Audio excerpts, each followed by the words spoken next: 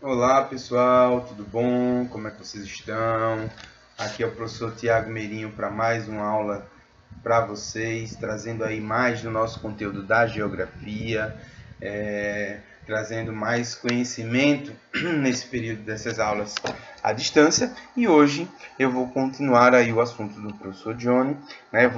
Nós estamos aí dividindo esta turma e é bom porque vocês vão ganhar um toma lá da cá, né? Cada um que complemente mais o outro e vocês só têm a ganhar com isso, não é verdade?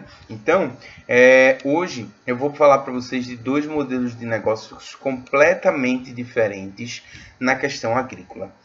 Primeiro que eu vou falar, que está na página aí 267 do livro de vocês, e faz parte da aula de hoje também a leitura da página 267 a 269, vai falar sobre o estilo e o modelo de negócio agrícola, o estilo agrícola, o modelo agrícola dos Estados Unidos da América.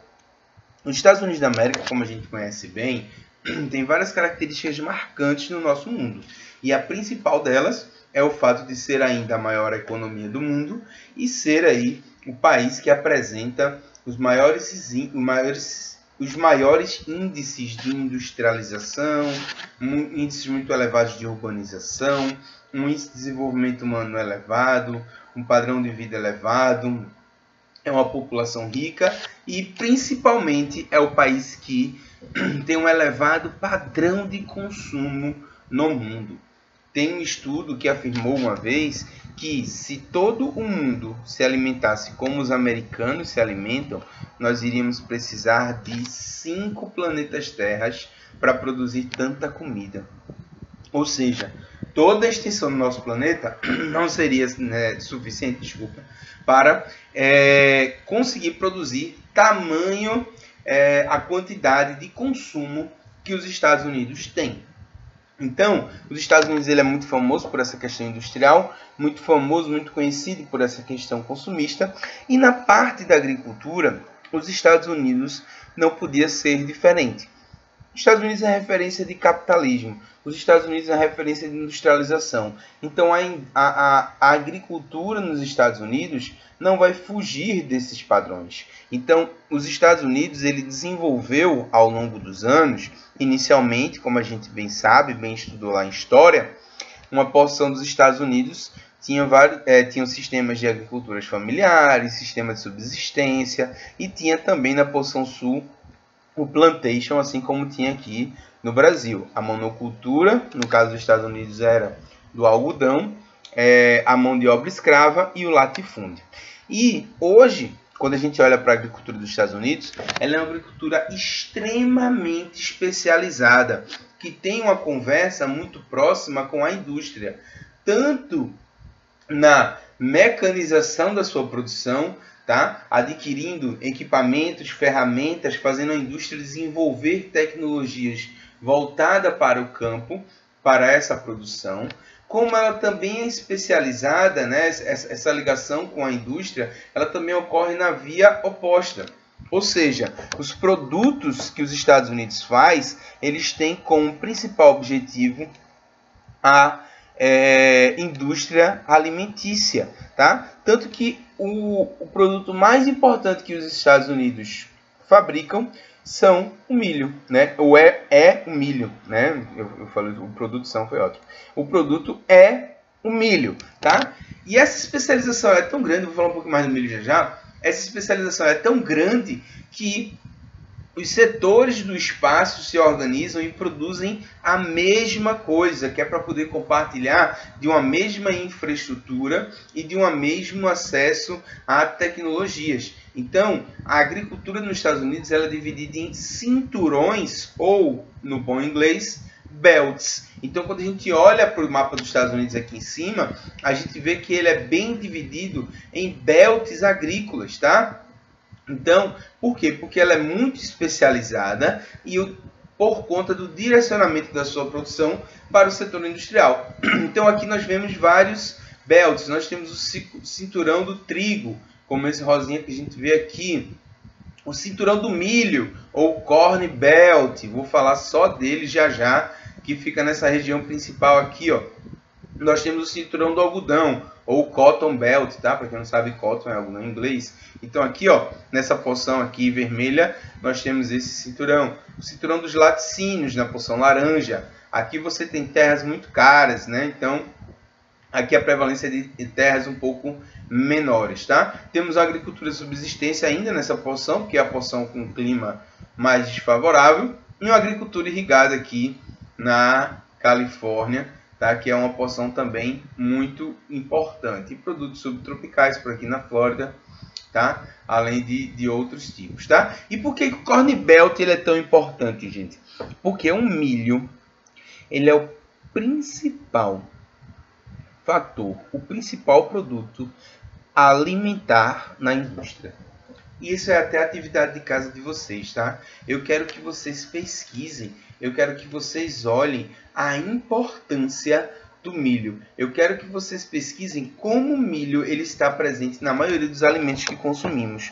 Tenho certeza que vocês vão se espantar a quantidade de produtos industriais que tem milho na sua produção. Vou dar um spoiler. Até a cerveja, em muitos casos, ela possui milho.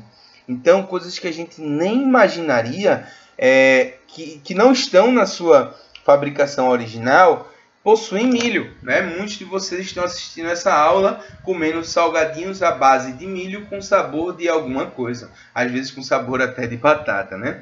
Dê uma pesquisada que eu tenho certeza que vocês vão se espantar. É muita coisa que tem milho ali no meio. E principalmente milho transgênico, que a gente ainda não sabe quais são os possíveis malefícios que os transgênicos podem fazer para a nossa saúde.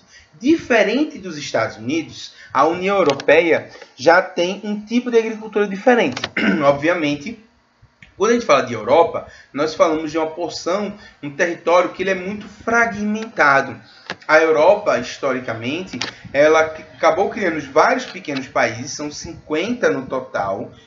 Então, tanto que quase todos os países da Europa cabem dentro do Brasil e dentro dos Estados Unidos. Então, a Europa tem porções muito menores de países e países muito populosos, né? Então, países que tem muita gente. Então, a densidade demográfica na Europa é alta e o valor da terra também. Então, você tem uma prevalência de pequenos negócios agrícolas. Só que a Europa, quando a União Europeia ela foi se intensificando, ela olhou para a agricultura de uma outra maneira. O que é que ela valorizou? Ela valorizou a qualidade dos seus produtos, especialmente voltada para os alimentos. Gente, eu não acabei de falar dos Estados Unidos, ele é o maior produtor agrícola do mundo, é o maior exportador agrícola do mundo, mas precisa importar toneladas de alimentos todos os anos, porque a produção agrícola dos Estados Unidos ela é voltada para a indústria. Na Europa, não. Na Europa, o foco é a produção de alimentos de alta qualidade, com pouco uso de agrotóxicos, com pouco uso de equipamentos que possam trazer o mal para o meio ambiente ou para o ser humano. E isso só é possível porque foi criado um Plano Agrícola Comum, ou PAC.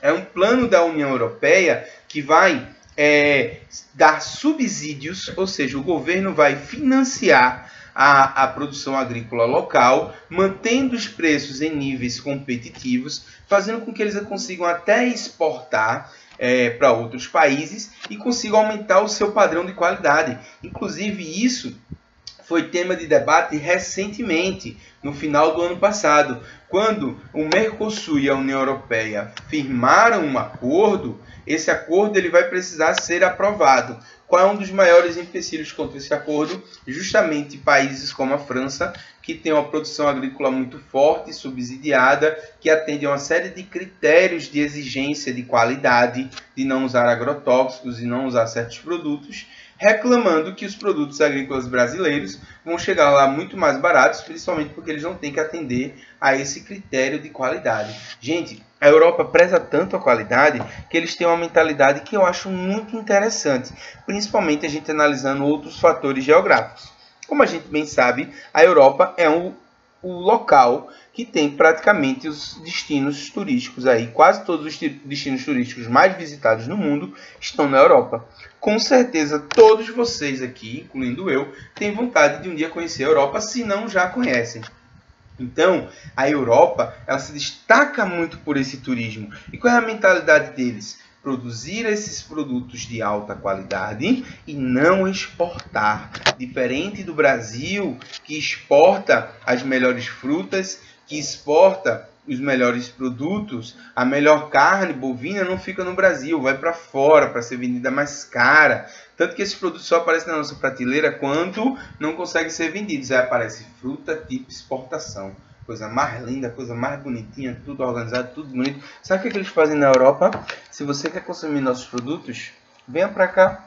Então, só para dar um exemplo, a região da Península Ibérica, Espanha, Portugal, a região, na verdade, do Mediterrâneo como um todo, é muito conhecida por fabricar azeites e por ter as plantas de oliva, né, as azeitonas. Então, as melhores azeitonas, os melhores azeites, eles não são vendidos. Eles ficam lá para que as pessoas vão para lá consumir, gastar dinheiro e ficar lá. Então, veja, é uma mentalidade completamente diferente. Pode ter certeza que os melhores alimentos europeus, os melhores produtos que vêm desses alimentos vão estar na Europa, os melhores queijos, os melhores presuntos. A região da Espanha, por exemplo, é conhecidíssima por fazer o presunto, o famoso jamón, tá? Ou pata negra, dependendo da região. Então, esse presunto, ele até é exportado, caríssimo, mas os melhores vão ficar lá, pode ter certeza. Então vejam, é a agricultura sendo usada de uma maneira muito mais orgânica, de uma maneira muito mais benéfica para a sociedade e de uma maneira que vai trazer um benefício maior para todo mundo. Então, gente, por hoje é só. Realizem a atividade, tá? Um beijo para todo mundo e até a próxima aula.